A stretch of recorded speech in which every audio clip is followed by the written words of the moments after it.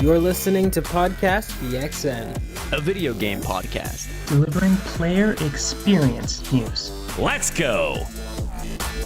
May the flop be with you, am I right? And welcome to Podcast PXN, episode 257. I am one of your hosts, video essayist and video producer at The Gamer, Christian Macias, and I'm joined over Discord by Kentucky's #1 Spartan and PXN founder, Daniel Prindle. Dan is DTM. Hello. Hello. It's fuzzy here on Discord. Yeah. We also had to teach him that RN stands for right now, just before the podcast went live. That's not true. President of the Tifa Lockhart fan club, Don aficionado and artist extraordinaire at Roro. Don. Hello. Where the fuck did Dan go? What's going on? No, I'm still here. I'm just trying to fix the camera real quick. All right. Why don't you fix? Never mind. We're live. And the third person Sigma, Gage Dempster. How you doing, Christian? Yeah, I'm doing okay. It's a little warm over here. Be a lot better if I had a little baddie on my side. A little baddie named Gage over here. He's playing some games, kicking it. Maybe having a little Sally's pizza. No. La Roses. Lola Roses. And Dan's back. It's not the pizza that I miss. I miss the memories. Just making them. Of course. You know what I mean? Mm-hmm. Folks, first of all, thank you to everyone watching us live and participating in the chat. Just as a reminder, we are live each and every Wednesday at 8 p.m. Eastern on YouTube. Just search Podcast PXN, simultaneously live on twitch.tv/podcastpxn as well. The topic of the show this week is Star Wars Outlaws. But first, we're not starting with topic of the show. We're starting with a little game. You guys were doing a little game in the pre-show. I figured, why not do one more game to cold open the show and wiggle out the little anxieties here. Get the words flowing, get the mind flowing. You ready? All right. This is video game ABCs. Let's figure out order real quick. I'll go first, and then Daniel, then Gage, then Ro. The category is video game protagonist. So I will start off with a character whose name starts with the letter A. Daniel will give me a protagonist with the letter B. Gage a C. Ro a D. So on and so forth. You'll have 5 seconds to answer. 5. Oh, that's stressful. That is stressful. And we'll keep going. And Let's you know what happens? You know what happens when you hit the letter Z, Zeta, Z? You start back over at A. And if you repeat something, it's game over, baby. Here we go. Fuck. A. Abby. Dan? What? Oh, A. It's over. God. No. No, I'm no. A. Oh. A. Abby. B. Fuck. I don't know. B? But, fuck. I don't know. This is too much pressure. All right. Well, we lost already. Gage and Ron didn't even get to go. We'll just go straight over into Star Wars Outlaws. Jesus. I was All trying- right, I how was about also- this? Here. I'll make I was it easier locked and for ready to go with my C. Me too. I was ready. After that, I was doomed, but I had my D. you. How about this? We'll give it one more shot. We'll do video game titles. A, B, C, D. And so forth, so forth. Oh, that'll be easy. Are you sure? Yeah. Because I can't come up with anything for A. so somebody else wants to start it off. You got one for A. Please go ahead. Assassin's Creed. Yeah, There you there you go. Borderlands 2. Chivalry 2. Nice. Diablo 4. Hey. Enter the Gungeon. Freedom Fighters. Ghost of Tabor. What? What? Halo. Ghost of Tsushima, you mean? Oh, I thought it was J. Indica. Jackbox. Killer Instinct. Fuck. Can I? Last of Us. Minecraft. Need for Speed, Hot Let's Pursuit. go. Octopath Traveler. Psychonauts. Hubert. Resident Evil 4.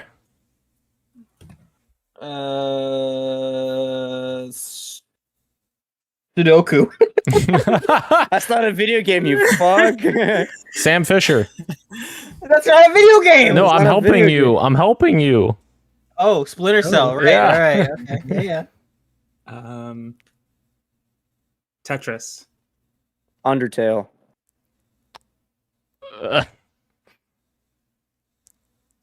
Fuck. V. 5, 4, 3, 2. Valheim. Oh, Wow. huge. Right at the last minute.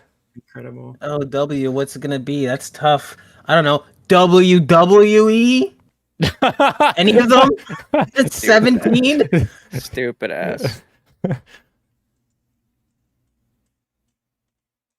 X? What? Good luck with that. I got one. Oh, I do too, actually. I just thought of it. Yeah. Is there an X-Men video game? There is. God damn it. There is. I don't know. The What X-Men just video came game. out, Ro? What just came out? What just came out? A movie that just came out. Oh, the Deadpool one. And who was in that with Deadpool? Wolverine. Am I W?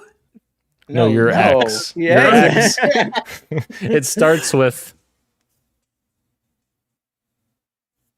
I don't know. What's this guy on about? What is he trying to say? X-Men X-Men Origins Origins Wolverine. Wolverine, right? Oh, That's a movie, but sure. No, there's a video game tie-in as well. There's a That's video when game? they- Oh. That's when they did all those. Remember? Yeah. Yeah, I was was thinking XCOM was the one I would go with. That's a good one. Oh, Yeah. X-Men. yeah. Yeah. Damn. Did not think of that. I don't have one for why, so let's just go into the topic of the show. You ready? Oh That my was fun, god. though. I like Tight that. show today, boys. Tight show. Oh, that's right. Here we go. Tight hour. Here we go. Starting now. Star Wars Outlaws is a game released just this past weekend. What a way to introduce that game, huh? Published by Ubisoft and developed by Massive Entertainment, the developers of the Division series. Star Wars Outlaws, though, of course, not a multiplayer game. It's a single-player game. You play as Kay Vess, a bounty hunter, set in the Star Wars universe. And it released to some mixed acclaim. I guess not mixed acclaim, just mixed reception. It's not being acclaimed. It's very much right in the middle. You're 7 out of 10, if you wanted to call it that. And so what I have done real quick is gone through and gotten some open critic roundups. This will come back later in another one of our segments. But we can get a quick overview as to what the critics are saying of this game. Currently, by the way, 77 average on Open Critic. So it's not like it's a total slog of a game. IGN gave it a 7 out of 10, and they said Star Wars Outlaws is a fun intergalactic heist adventure with great exploration, but it's hindered by simple stealth, repetitive combat, and a few too many bugs at launch. Eurogamer down not so hot on the game, gave it a 2 out of 5, and they said Massive bravely peels away the many layers of Ubisoft open world isms in Star Wars Outlaws. It's a fatal error. And then the reverse is that Rolling Stone's gaming section gave it, I actually don't know if they have a score for it, but they did give it some high praise. They said it's one of the best Star Wars games ever made. With a scoundrel sense of wonder and wit, it nails the vibe of a galaxy far, far away. I'll quickly cover some of the pros and cons of the game. The pros is that it's a very lived-in Star Wars game where you can land on a planet and walk around the cities and do like activities that I think that I mentioned from my time in Summer Game Fest, where you can like do like betting and like interact with like characters that are like side quest things and go into cantinas, like kind of immerse yourself in the Star Wars universe without it being like an action Jedi focused game, which is different that from a video game perspective, not one that we get often anymore. There was another pro that I wanted to mention here. Now let's go over to the cons. The cons is that like the gameplay is kind of generic. Gameplay is whatever. exploration. Sorry, excuse me. Stealth, as IGN mentioned, is like not tight, and that there's a lot of forced stealth sections early on in the game that make it kind of, if that's not what you're into, it's kind of a slog to get through. And it seems like the game just wasn't ready to go. There was still a lot of polish that needed to be made, but the game has been cooking for a couple of years, and Ubisoft's like, this is good enough, let's get it out the door. And they only gave reviewers about a week, which really is like 5 working days to play the game, and then much less time to write a review and have a video review ready to go before it went up. So, of course, I think that does influence reviews a little bit in terms of like how people experience the game playing it. And yeah, we're sitting at about a 7 out of 10. I want to know your guys' thoughts on what Outlaws is looking like from the outside before we even talk about like how people even talk about 7 out of 10s anymore nowadays. Yeah, as someone who saw the game and thought it looked enjoyable, I'm kind of disappointed by the scores that it's been getting. I know that 7 out of 10 is good. So the general consensus is that it's good, but from what I've seen for the gameplay with the bugs and just it just generally not being ready, that's a little bit disappointing. I saw like Kind of Funny gave it like a 4 out of 10 as well. They were really down on it. Yeah, that was Greg. That was Greg. Okay, so not the entire. Was that the final score as well, or was that? Well, they do reviews different. They do reviews different now. It's per person, not per site. So Greg gave it a 4 out of 10. Gotcha. Okay, but yeah, a little disappointed, but not surprised, I guess. Even though I was interested in it because of the type of Star Wars story they're doing, but. Not being a huge Ubisoft fan, I'm not super surprised. I was hoping for better, as I'm sure every gamer would hope. I think it's interesting too because like some of the reviews that I'm reading like will say that like this game doesn't follow the Ubisoft normal for their open world, and then some of the reviews I read said that this is very much just a Ubisoft open world game, and I'm just like, I don't know which one it actually is at this point, and like now I'm almost curious just to play it to see, because I can't even picture what a Ubisoft open world game is without having all of those tropes that they're known for. Right. There was a Ubisoft formula that they have, right? And that we see in like Assassin's Creed games that like and like for better or worse, like it is something that works for them and helps them kind of churn out is not the right word, but you know what I mean, helps them develop games on a tighter deadline. Let's say that. I haven't thought of Massive as someone who has ever had a Ubisoft formula in like their Division games, even though they're published by Ubisoft as well, right? I wouldn't think that this would be the same either. I remember the other pro. I'm sorry, my fault. There's the reputation system in the game where like there's no matter what decision you make in the game, like when you're doing some kind of main or side quest, often it'll end with like some kind of choice. If you choose one thing, you'll gain favor, with one of the like gangs in the game, and you'll lose favor with another, and that is going to like dictate how enemies respond to you when you're out in the open world. And then if you go to like their hideout, sometimes you'll get attacked if you try to go in, or you can get welcomed in, and you'll get like discounts when you go to like stores and stuff if you have like more favorable reputation with them. So the reputation system in the game seems like it's better received. Sorry, back to you guys.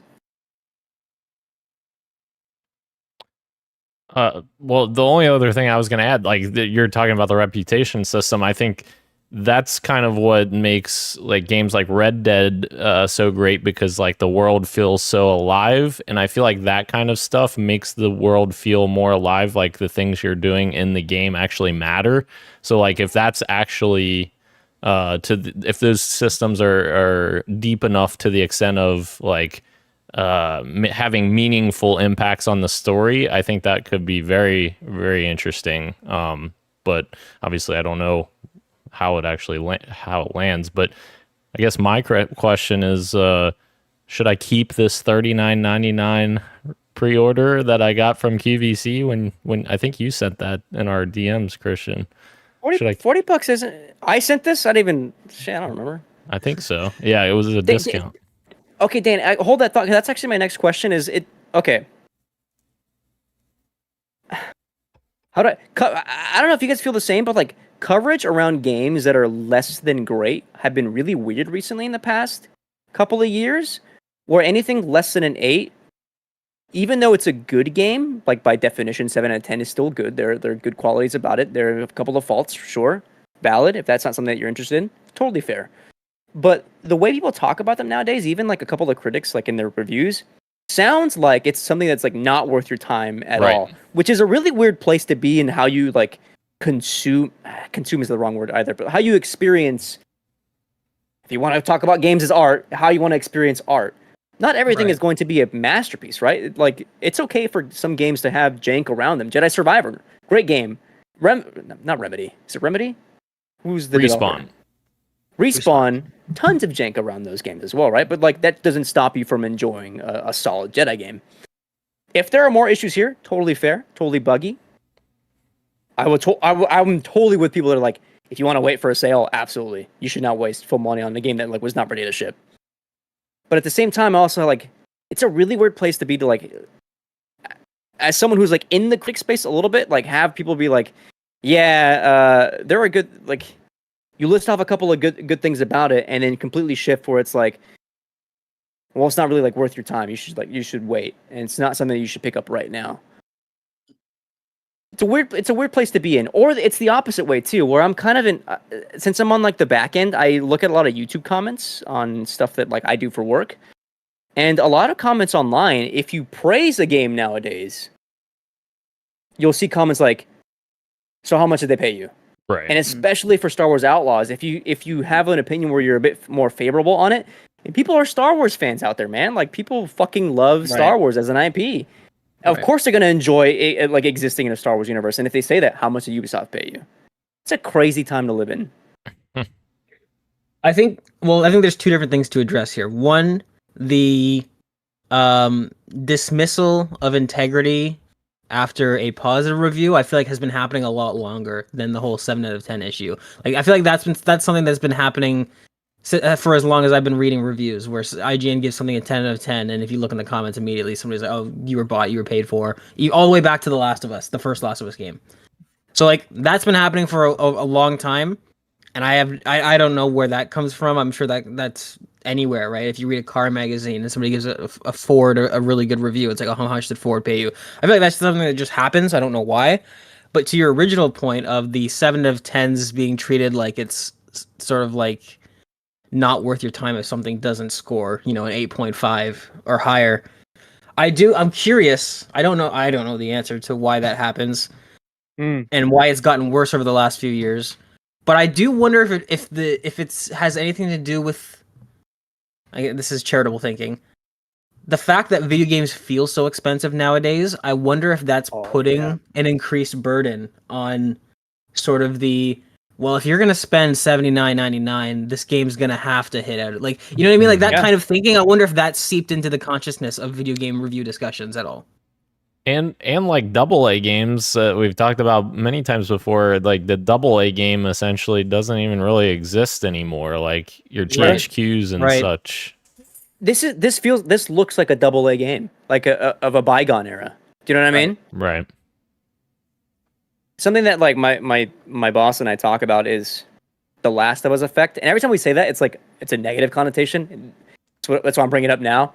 Like post The Last of Us, like specifically for Sony, everything needed to be like this blockbuster style, like AAA marquee game for them, and like that has like I think kind of seeped its way into like gaming in general. Where like of course if you're gonna spend like $100 on a game, it better be a Game of the Year contender. We're always looking for the next big thing. Games take forever to make, so this better be big, right? And that's not always the case. Sometimes things fall short, right? It doesn't mean we shouldn't experience them, right? Or think about them in a different way. I watched a Nikki Jakey video last week. His video was called "In Defense of 7 out of 10s." That really got me thinking about like the way I experience games that are like doing something else, right? And in it, he was talking about how like games like Ghost Recon Wildlands scored really bad, and like Dying Light 2 scored really bad because the narrative wasn't good, and then a couple of other things he mentioned. But he's like, yeah, that's fair. Like if you're gonna like, of course, like the story fucking sucks, and that's valid, right? but I'm not playing this games for the story. Like I'm not judging these games on like a wide template of like has to check off the story, has to check off X, Y, and Z. Like I'm in it to fucking fight zombies with my friends and have like a stupid time. I know I'm expecting this out of this game, and therefore like my review of this game would skew a bit higher because I'm getting what I'm expecting out of the game, not what I'm expecting it to be in terms of like what an art piece or another like Sony game would kind of be. And that got me thinking about like the way we talk about games in general. And I would think that would apply to something like this: the return of the 7 out of 10 games that we kind of forget about. Yeah, and I think it like exactly what Nicky Jakey said. Like he was expecting something different out of it, so that 7 out of 10 good is maybe a little bit better for him, but it's still a good game. I think everybody who sees the 7 out of 10 just has to understand what they're getting into, and it's a 7 out of 10 because the story is bad, but it might be good for the reasons that he enjoyed it. And I think as someone who saw these reviews, as someone who looks at as games as art, as number one, I was like, oh, it's good. So that means they did a good job. They checked most of the boxes. There's still some issues, but as the consumer part of me, it immediately goes from a must play to a wait for a sale when I see 7 out of 10. Instead of like when it's 8 out of 10, 9, 10, it's like, okay, I need to play this now. But when it goes below that, it's like, okay, I can wait. But the other side of me, the art side of me is like, okay, this is still a great piece of work that so you just have to know what you're getting out of it. If I may, Black Myth Wukong came out like what, a week ago now? A game that is basically like a glorified UE5 tech demo, right? That is like not really a Souls-like, but like the open world part of the game, the linear levels part of the world is like underbaked, not fully realized. It's janky. They didn't bother with like lip synchronization for English if you're playing that game in English, and really you're only playing it for the like boss rush fights, and even that sometimes can get a bit repetitive. But people know that, right? And so they go, why is Dan smiling? I'll explain after you finish your thoughts. Okay. And people are going into that game, at least like consumer side, going like, yeah, we know it's like it has all these faults, but we're going into it for like the character action aspect of the game, which can really shine. And they're perfectly content with that, and they're having a great time with it. But like that is like another 7 out of 10 game. You have the exact same thing I think with Star Wars Outlaws, where like there's going to be a crowd of people who are like into it for like wanting more Star Wars, and that'll work perfectly fine for them. Yeah, which is so interesting because I looked it up real quick. Black Myth Wukong only has 4 points higher on OpenCritic than Star Wars Outlaws, but Star Wars Outlaws is 3 points higher on the critics recommend. So there's an average versus recommend, which I find that very fascinating. That more, I guess, critics recommend it, but also like it makes me think of the connotations we get from certain games depending on where we get our sources from. Like the casual gamer, for instance, like I hear this all the time from my cousins that are very casual gamers. They play like Call of Duty and that kind of stuff, and they basically get their information just from their other friends, and if they don't like something, then they won't like something. And it's like, Right. It's almost like you get this point where you have the snowball effect where people don't like it for X reason, and then it just snowballs until, all these people don't like it because of X reason, even if they may not necessarily believe that if they were to actually play the game. But I don't know. It's interesting. Yeah, even with all the controversies we have about, reviews and journalistic integrity and all that stuff, like word of mouth is an extremely imperfect sort of way for that games either gain traction or lose traction, right? Because you're totally right. If a certain group of people get their information from one person who's slightly more in the know, and that person either does or doesn't like a game, that can impact that sort of friend group, either digging the game, not digging the game, and then you multiply that by, thousands of people, and it all ends up different with each game. The point is, experience what you want to experience. Experience every game with a little qualifier, a little grain of salt.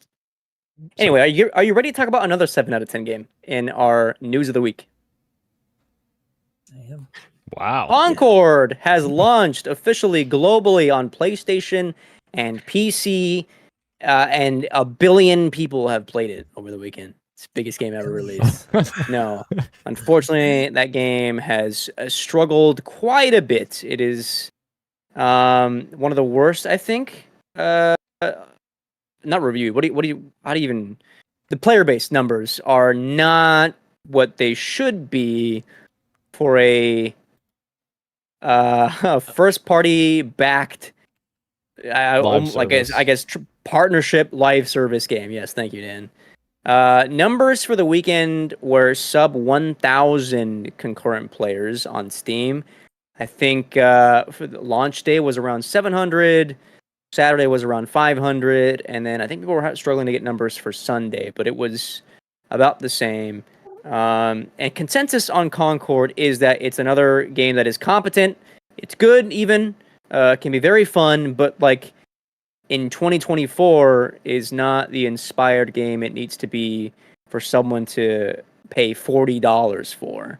And I found something interesting that I shared on Twitter, which is I don't know where these are. I think they're in game. There are stylized, like, animated shorts of the Concord, like, characters, like little movies you can watch. And Gene Park was like, this is what I'm talking about when I say, like, the Sony effect of the game, or, like, the influence, like, having a realism be, like, front and center in Concord, actually kind of took away some of the, like, heart and soul that the game kind of had. If you look at the difference between the character models of Concord proper between the like animated versions, like, wow, actually, if the game maybe looked like this, I wonder how it would have been received. And that's something I thought was kind of interesting. Yeah, it's absolutely more like it's night and day in terms of appeal with the the 2D animation style. And it doesn't have to be 2D; it just has to look a little bit more, I don't know, colorful and inviting, I guess, than what they decided to use. But it's like you said, the whole Sony post Last of Us effect, as we were talking about before, where everything has to look like this realistic style for Sony for some reason, outside of Astrobot. But I think like they have a certain type of audience, and when they're trying to reach a certain type of audience, they think, no, we can't do that for them because they won't like that. So they do that. Which is, yeah, that's super unfortunate because you kind of lose like a game's identity at that point. I feel like, or like its uniqueness. Like every game should have that unique factor of why you're playing that game or why that game looks that way or whatever. 8 years in development, over $200 million. That's crazy, dude. That's rough. Again, and it sucks too because based off the footage I've seen, like this is not a game that I would expect to have this disastrous of a launch. Like this is it seems, I could be wrong, and again the waters are muddy because it's like, okay, well, do you count indies? What kind of games do you count? But like you said, for a major first party backed game, I can't think of a more disastrous launch in recent memory in terms of the amount of players playing on launch day. And to be fair, I don't think as of right now we have the PlayStation numbers, so maybe it's doing a little bit better. But on Steam, what was it, 700 peak on launch day? That is. I really don't wish that for the team. Like that sucks. That absolutely sucks. The game does not look that bad. Like it looks like a totally competent shooter, but just, man, I don't know what the hell happened. Well, we'll never get numbers, but we can. Sorry, Dan, real quick. We can look at like PlayStation best-selling charts. Okay. And it is around the 30s or 40s, if I remember correctly. I'm trying to pull up a specific number, but I can't get that for you. It's doing okay, but in context, it's also lower than a lot of games that have released over the past couple of years. Like a lot of other games are outselling. Right. A brand new released Sony-backed game. So, sorry, Dan, go ahead. No, you're good. I was just gonna say, kind of on the back of perceptions again, like for a brand new franchise, I wouldn't expect there to be a massive divide of players on PC versus PlayStation because this franchise hasn't existed before. Like, I understand like games that launch, if it was previously a PlayStation console shooter or something, and they were bringing a sequel out and it was on both platforms, I would understand the argument of, yes, this platform has 600, maybe PlayStation has like 40 times that. But the fact that this is a new IP, I feel like that argument is less weighted because you have the same target audience essentially on PC and PlayStation, arguably more on PC, depending on I don't know exact numbers of how many PCs are out there, but I feel like that should be relatively even theoretically. Sure.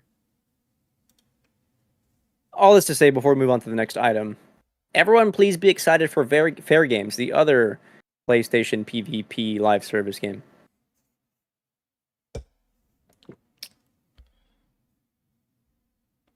Okay. We gotta keep talking about live service, unfortunately. Marathon is having some troubles. In a new report from Bloomberg today, in March, top Bungie employee and former Marathon director Chris Barrett suddenly left the company. Barrett was fired after an HR investigation found that he had behaved inappropriately with at least 8 female employees, Bloomberg has learned. Speaking to Bloomberg, multiple women who reported Barrett said he would text them frequently, make suggestive comments, and ask to play Truth or Dare. The women said his advances were unwarranted and that they felt uncomfortable because he was significantly more powerful at Bungie. In a statement to Bloomberg, Barrett said he, quote, never understood my communications to be unwarranted, and I would have never thought they could possibly have made anyone feel uncomfortable, end quote. A lot of trouble at Bungie nowadays, man. A lot of trouble with Marathon specifically. Lots to question about with this company over the past couple of months. Yeah, this makes a lot more sense now because in March when this happened, people were like, "What the hell?"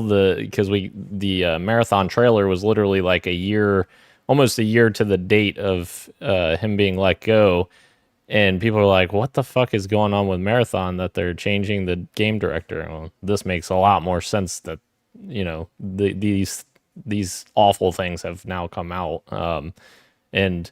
Like, the unfortunate thing is this man has worked there since fucking 1999. He worked there through the Myth years, through all the Halo games. So yeah, that's a little rough that someone like that was in that studio for so long, and quite possibly is part of the problem of what Bungie's been dealing with lately with leadership.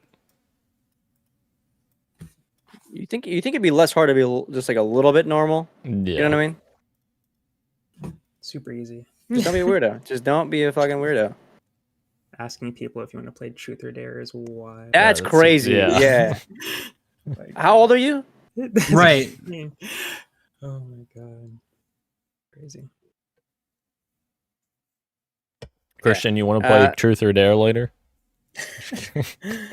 Were we making fun of you this weekend or something? Where like you sound like someone who would say truth and not dare? Probably. Yeah, I think so. That sounds like a jab that you would make. That absolutely sounds like a jab that you would make. Yeah.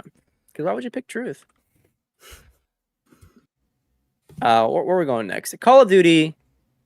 Their next event started today, and with it, we've gotten a lot of news. We got to look at all the 16 multiplayer maps that are coming out today. Also had a new trailer for the Liberty Falls, one of the zombie maps available at launch.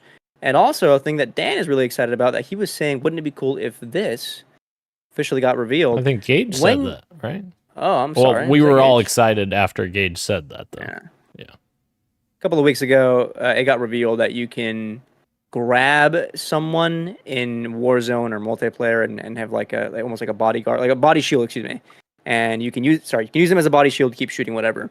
Today we learned that if you do grab someone, it opens up proximity chat with the person you grab. So if you're playing in the game, not in a party, you're in a public lobby, you can then talk to the person you're holding, which I think is pretty neat. You guys excited for that? That was great. Sounds great. Yeah, because we were talking about the spies versus mercs in Splinter Cell, and that being so fucking cool back in the day, being able to grab hold of your merc as a spy and just talk to him like, "Hey, buddy, you didn't see that I was right behind you the whole time." That's really cool. Obviously, Call of Duty lobbies, it's gonna be fucking much different than that. It's not gonna be, "Hey, buddy," it's gonna be, "Fuck you." Yeah, Right. it's gonna be. But I feel like it'll be a great equalizer because it's also another opportunity for somebody to get themselves banned that they didn't have before. Right. So you'll have the funny meme moments, which are wholesome, even if they're vulgar. You'll have the funny meme moments where somebody grabs you and says some fucking, weird shit. But then you have the idiots that'll just like, it's like, cool, you've just taken the opportunity to get yourself banned before it came up in public chat. So that works. I feel like it's all gonna work out. Yep. Couple of more news items from Black Ops coming out today. Warzone's getting a rank play. Verdansk is coming back next year, which is crazy, man. Whatever. I'm not gonna talk about that. Multiplayer progression system is much like is pre Modern Warfare 2, the new one, where each weapon has their own individual attachments that you have to unlock, and not the way that they did it, where you would have to it was shared attachments. You'd have to level them up. Right. You get what I'm saying. You get what I'm saying. Did anyone watch clips from the new Zombies map, Liberty Falls? I watched a small. I don't know if it's the official thing. I watched the trailer and then I watched maybe 3 or 4 minutes of just gameplay. What are your thoughts? I've been watching kind of some clips here and there, pretty much throughout the day. What are you thinking? I know we're excited for Zombies, but what are your immediate thoughts after seeing Liberty Falls specifically? See, I see the sentiment online that people are down on it. I'm taking them at their word because they have publicly stated that they designed this map as a Zombies map first. It wasn't taken from other things. It wasn't taken from campaign. Sure. They made this map first because I know people were comparing this multiplayer map. If anything, it looks like maybe that was just inspired by mutual assets, shared assets. So with that in mind, I'm giving them the benefit of the doubt. I think that a map like this, because people were saying oh, it's like Modern Warfare, it's Modern Warfare Zombies all over again. It's not even close to the size of a Battle Royale map. It is big for a Zombies map. I don't know. I would be lying if I just wasn't excited to have multiple Zombies maps at launch again. I'm excited to get back into the grind. I don't think the map looks super offensive to me. I haven't seen anything that turns me off. It could be a little bit more, gross and zombies-like for sure. But in terms of the gameplay and how it feels to move around the map, I like the idea of having, again, not a recycled Battle Royale map, but a somewhat larger map where maybe instead of just going straight to that one room that everybody trains in, there's multiple areas that you can do that in, but it's still a round-based proper Zombies game mode. That to me is appealing. We'll see if that is actually what it feels like when you're playing it, but that's why I'm kind of more hopeful. I'm waiting to see how it feels. Which is respectable. It's the right answer. Waiting to see how it plays out is 100% the right answer because this is all reactionary. We're just basing this off just how it looks. How it looks though, I'm not gonna lie to you. I'm a little bit down because aesthetically, yes, it does look like something pulled out of multiplayer or Warzone. Even though it isn't, even just the act of moving around and seeing the environments doesn't scream zombies to me. And that was worse than when I saw damage numbers and health bars pop up, which I'm sure you can probably turn off. It's no big deal. But off the rip, it was a negative first impression, which was a bummer. But again, just hearing that it is a zombies first map, and there's some cool things that you can find throughout the map, interdimensional things where I think the art gets a lot more inspired. Yeah, it's kind of a wait and see for me to see how it all shakes out once you finally. Go ahead. Yeah. No, sorry. Were you finishing your thought? You got real excited. You perked up. I want to know what for. I just thought so. Looking at it from the reverse mindset, I can totally see them saying that this is, a zombies first map, which I totally believe. However, I feel like a lot of the elements of the map, at least from what we've seen here, are kind of generic in my opinion, that they basically made these assets that they may use some of these assets for Warzone after Yes. the Right. fact. So Right, like, yeah, when they go back to Verdansk, maybe they have a new area that's like that has some of these elements in it, like the sign for the gas station, or various things. So For like, sure. yeah, not that it's a horrible thing, but I don't know. I agree with what you're saying. I feel like maybe if they had leaned into it more, where there was maybe, and this would be more controversial, maybe people wouldn't like this, but everything does seem a little bit cookie cutter and fresh and clean. And like I wonder if maybe if they had leaned more into the day one aspect, where maybe there's interactive elements on the map where you're seeing shit kind of just go off the rails, and maybe there's like, even if you can't interact with them in any sort of meaningful way, maybe there's NPCs running away from fucking zombies. Like it seems like they're trying to go for the day one thing, Yeah. but it doesn't really quite work for the reasons that you're saying, that everything kind of feels a little bit too clean and a little bit too pristine, and you can't help but think of the realistic side of that, where it's like, yeah, they are probably doing that so that they can reuse these assets. So I can't help but wonder if maybe they had either A, made everything dark and dingy and gross, then that would have been fine for a lot of people, or B, if they had just committed to like, okay, well, this is going to be day one, maybe at the start of every round, even though it plays like regular zombies, there's just a bunch of people that are running around screaming, and it's kind of like a, ooh, atmosphere, immersive type thing. Ooh. Or even better, the people get bit and then they turn. Right, as like a little thing that you could witness happen. Yeah, that'd be cool. Gonna be a wait and see. It's gonna be a wait and see for me. I will yeah? say that you're saying the damage numbers are bothering you. That's been introduced for a while now, and it started even in the round-based one. So that's not really something that like is tied with Modern Warfare Zombies or the big open world ones. Like they were doing that in Right. Cold War and the one before that. And the So that's zombies kind no of- one likes. Yeah, right. Yeah.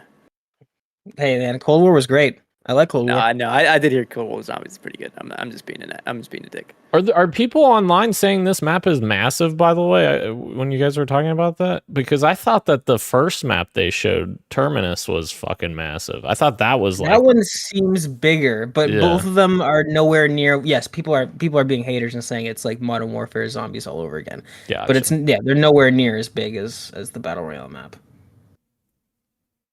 Okay. Last thing on Call of Duty is that you can now preload the beta on Xbox. I will say, I did this today during the workday, and it took me a little bit to figure out how to download the beta without downloading Call of Duty, because it prioritizes that, and that's like 160. Yeah, I had to really get in the menus to adjust the beta pack, whatever, and then it's down to 70, which I think is much more manageable. All right. We're gonna do. Where are we going? Do quick bites and then street meet. Here we go. Some quick bites. We had a Nintendo Direct this week. Not a lot of waves coming out of this one, I think. I pretty much like would routinely scroll throughout the day to see if I miss anything, and I never really saw anything come across my feed. Just a couple of things that I want to highlight. The first is Balatro. Not its first major update, that's next year, but it has a smaller update. It's getting a Friends of Jimbo update. 4 franchises are crossing over with Balatro, The Witcher, Among Us, Vampire Survivors, and Dave the Diver, that each have their several decks inspired by those games. And that update was that day, so I think it's already live as well. Is there anything that you guys saw that maybe I linked a little GameSpot article, see if there's anything that you guys were kind of into? I know Pizza Tower's getting something on Switch. Sorry, it's just coming to Switch. Excuse me. Star Overdrive was the other game I was interested in. Kind of an indie game, character action game, and you kind of traverse the world on a hoverboard, movement based. Looks cool. Yeah, there wasn't too much out of this one for me either. It felt like a very specific type of person. I did like the Legend of Heroes Trails of the Sky remake, because that game has been on my backlog for years at this point, and I've started and stopped it so many times. So it's cool that it's getting a remake and just experience it that way. And Dragon Quest 3, the 2D HD, looks pretty, and that's kind of it. I heard about the My Sims thing, which is the only Sims game that I played back in the day. But it's not a remake; it's like a re-release of the old games. So that's okay. I don't need to play it. How could I forget that Lego Horizon confirmed that it has a release date of this holiday, and then the release date leaked, and it's November 14th, seemingly. And Yakuza Kiwami is coming to the Switch, so that's kind of cool too. I mean, there's a lot of shit, There's a lot of cool announcements, SNK stuff. But yeah, very cool. PlayStation. You looking for a price reduction before the PlayStation 5 Pro? And you're in Japan? You're listening to PXN? You're a very niche person. You better hurry up and get out there because PlayStation 5s in Japan are going up by 19%. This is the third time they are going up in that region, which is crazy that they've gone up so many times. But apparently economic factors are a thing where like the price of the yen is really hurting just anything over in Japan right now. I don't know how much of that will factor into that. It sucks. It very much sucks that these consoles are like 5 years old and like you're paying like more than $100 for them than when you would have a couple of years ago. The response was that you have until September 2nd for that to take effect, and retailers subsequently sold out of their PS5s because someone wanted to pay more for that. Right. Crazy.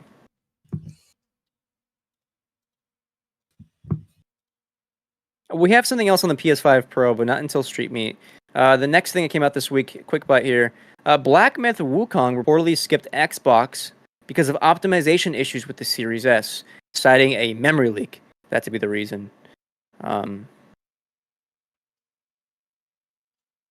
lot of hearsay with the Series S. If this is true, it's a bummer. I know we've talked about this before. I know some devs have like been off the record talking about this at various conventions over the past year. Like they don't particularly like the Series S because of how difficult it is to optimize for that console specifically. But there's nothing ever really on the record of that yet. Right. So always a grain of salt there. But like if that is the case, it's a bummer because like there could be a lot of great games that would be available for more Xbox players to play that are just keep skipping the console. Case in point, I think one of the Capcom games recently announced. And I think for various amount of reasons too, because Baldur's Gate 3 of course skipped Xbox didn't skip, but had to delay the Xbox versions because of optimization issues with the Series S. And then they actually, after they finally figured out the Series S version, actually said that they found more optimizations for the game for everyone else on the other platforms as a result of that, which is kind of the other side of it. But what's interesting is I feel like, at least some of the issue with that has been Microsoft's policy of making sure that every feature is feature parity across Series S and X, which I think, as we see now, it's not completely reasonable to expect developers to have feature parity. Is that, that's kind of a difficult thing to market to your gamer that's buying your console if you don't have feature parity, but also if your developers aren't developing games for it because of the feature parity clause that you have. It's a double-edged sword, I think. And it's a problem that I don't think is going to go away because with the rumors of them building their handheld console and that supposedly being their lower-end console for next generation, I think it's going to be something we're going to have to continue to look at and see what's going to happen. More on that in a second, Dan. Actually, right here, meme gene scene. La la lu la lu. We got news on Metal Gear Solid Delta, the Snake Eater remake. Quick tidbit on that, Dan. I don't think. And now we'll save that for a second. We'll save that for streaming. Okay. We have confirmation that the game will release at a resolution, two options.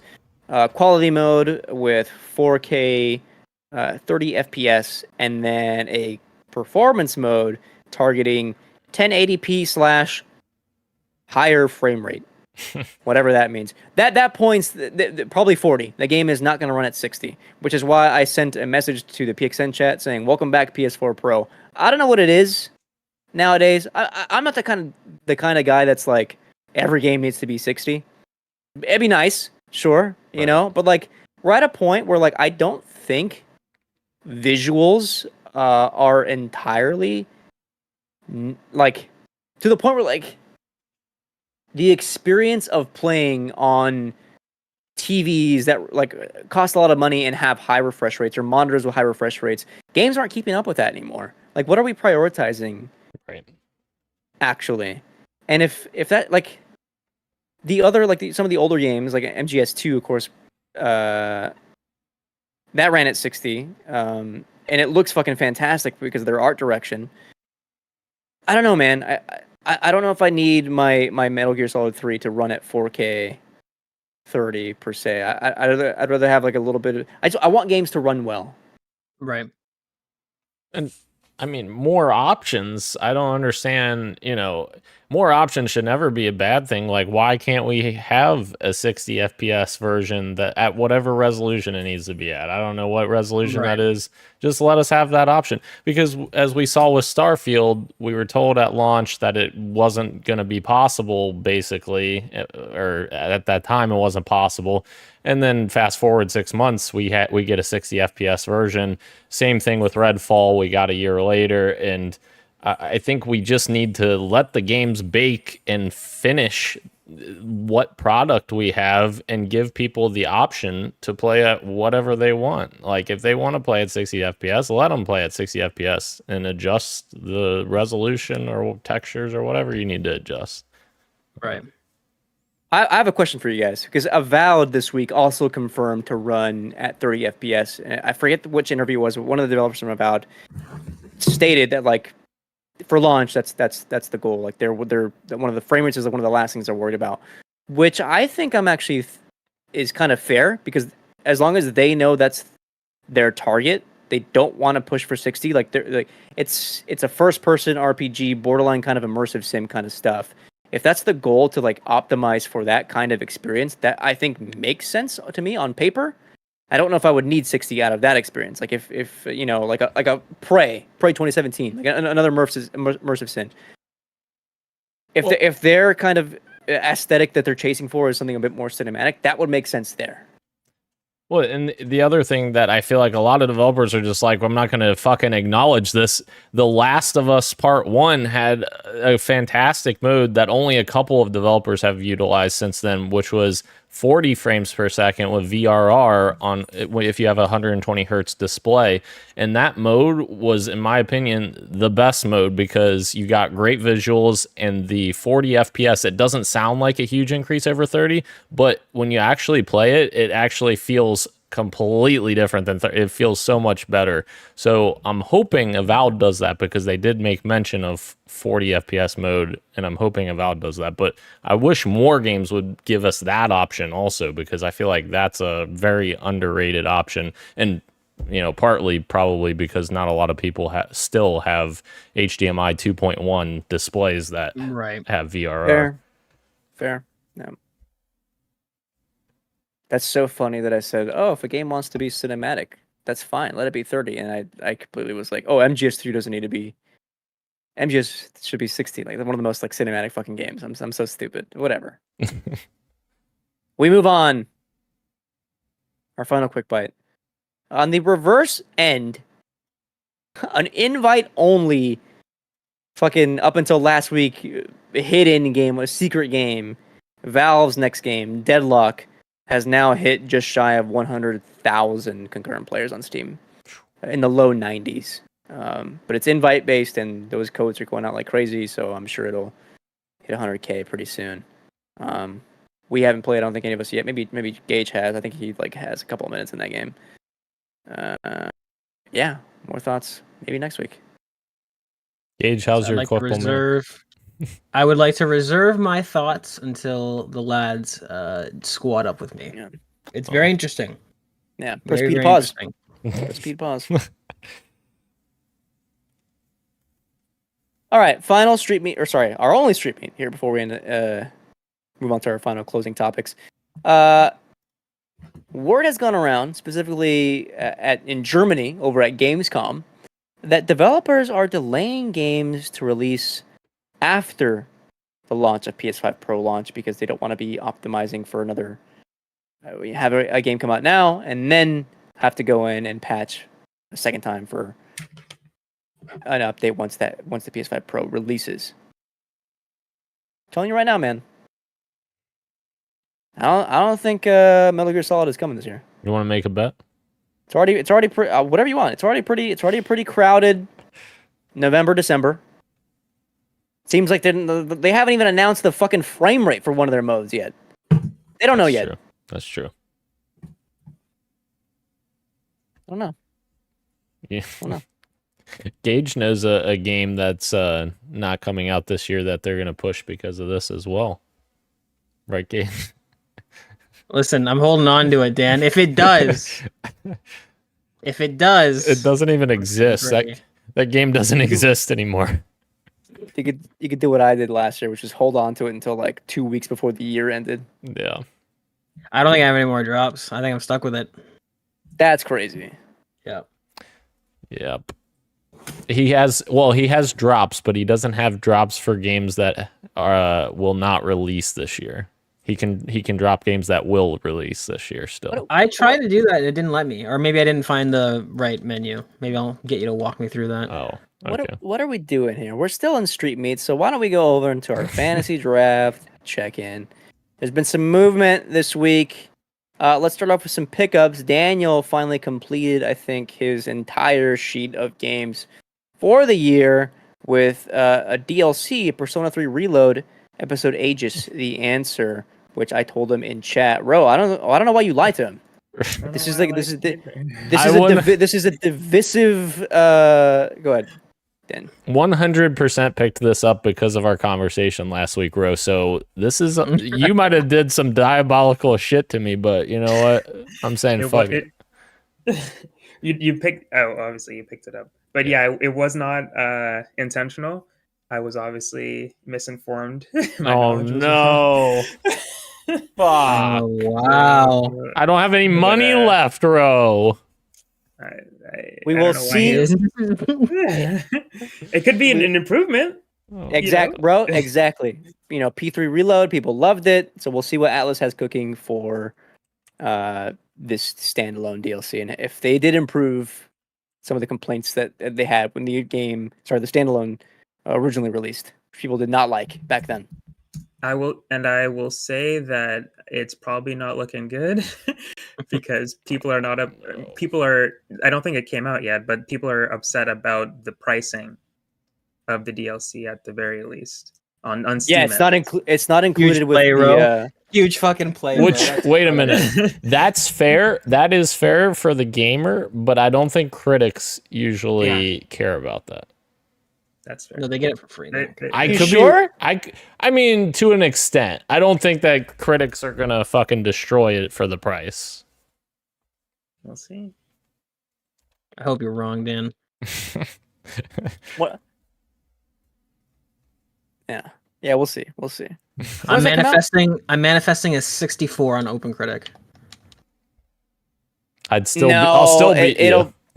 It'll be in the 70s, I'm sure. I am sure. I don't think it was the slam dunk he thought it was going to be, is what I'm saying. Gage, I'd have to get negative 80 points for me to even come behind you for that game. So my games haven't released yet. For you to what? For you to what? Okay, Whoa. That's a friendly podcast, dude. Jesus. Got a couple of games that released. Oh wait, hold on. Fucking Ubisoft, man! I forgot that you could pay like $100 to play Star Wars Outlaws early. The game technically isn't fucking out yet until tomorrow. Right. Scummy. Star Wars Outlaws released on OpenCritic. Of course, didn't release on OpenCritic. Sorry, it released, and as mentioned earlier, the OpenCritic score is 77. I think, if I remember correctly. I can just scroll down, can I? Yeah. Yep, hasn't registered yet but I would be at 110 points if that is the case. Ro just had Visions of Mana release as well. That comes out tomorrow, but reviews are out. Was that 75 originally? I don't know if it's gone up. Let's see. Just a Visions of little. Mana, 78. Yeah, absolutely. 8 points for Ro. He'll have 116 points.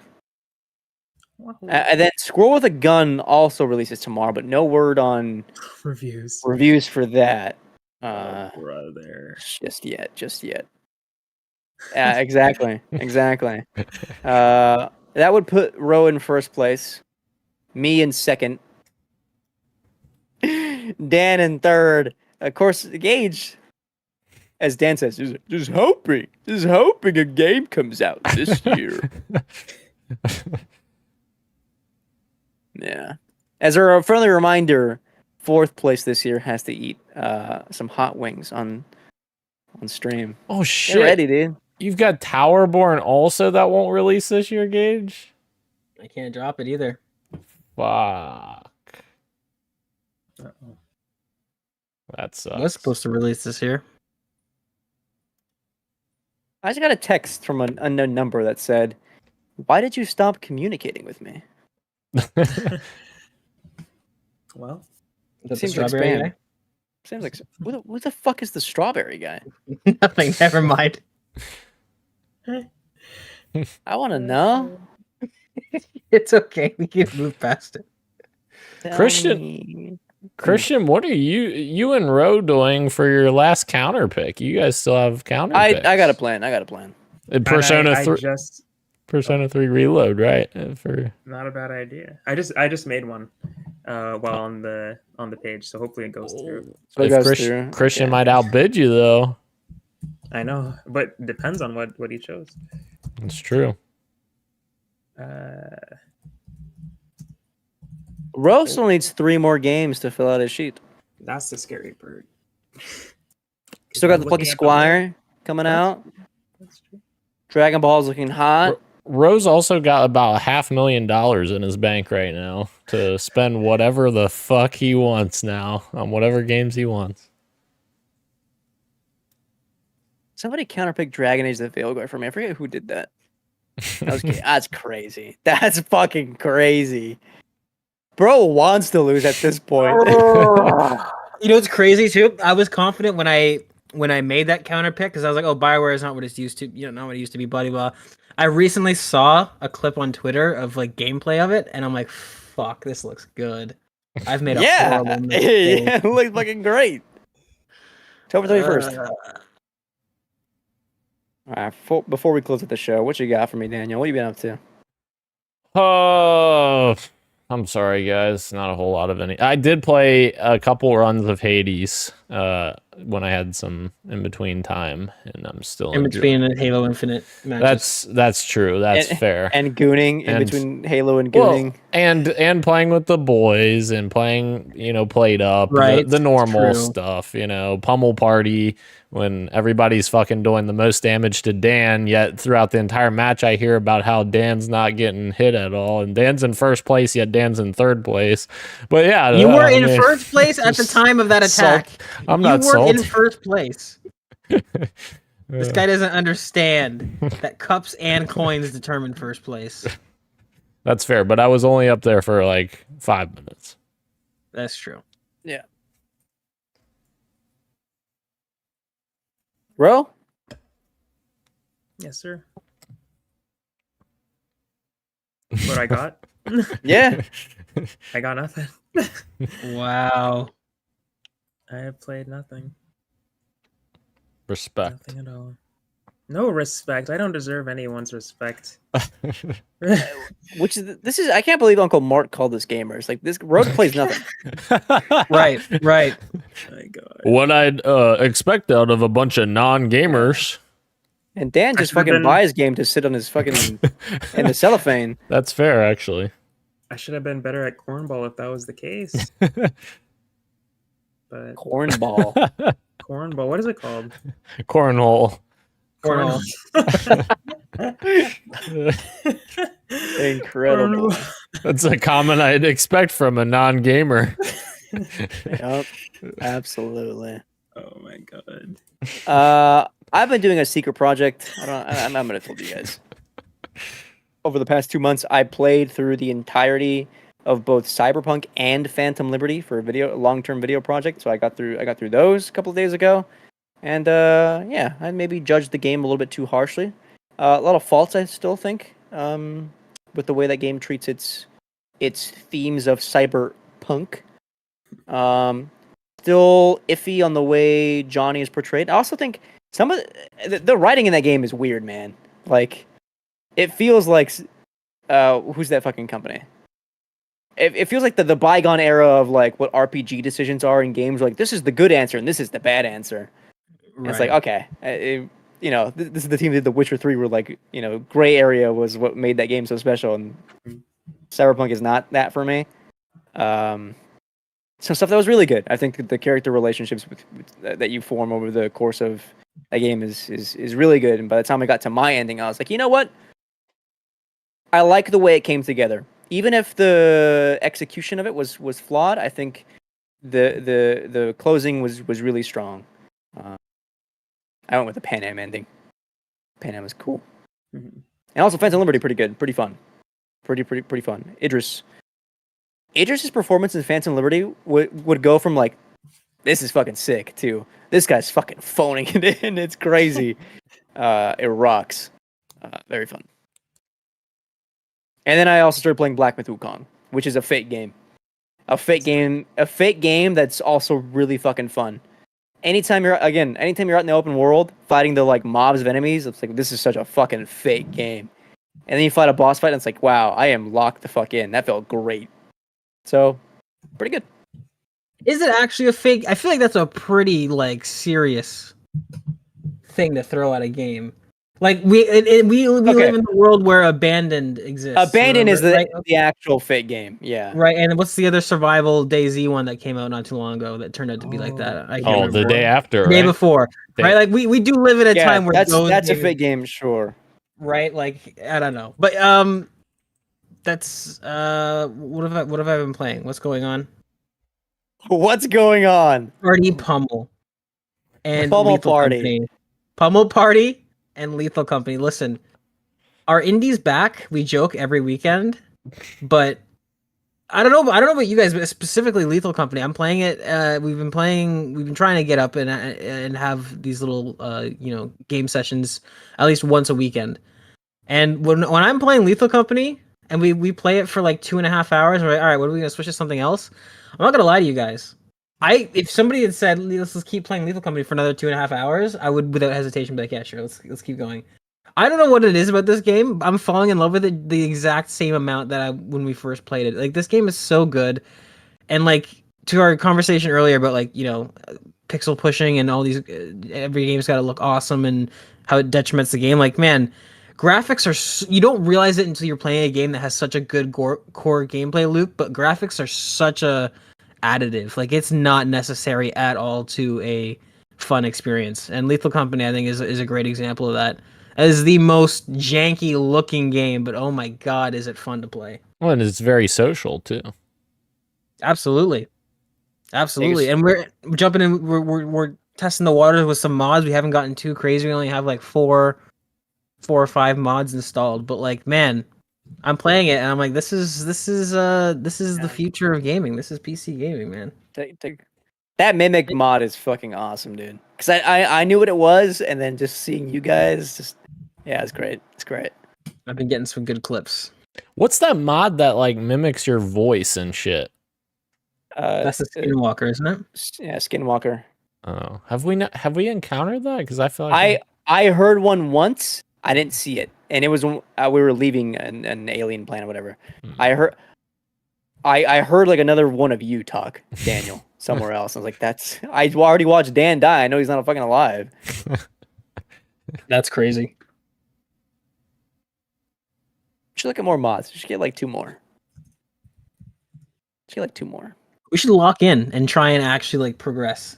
And buy some of these late stage like upgrades. How about this?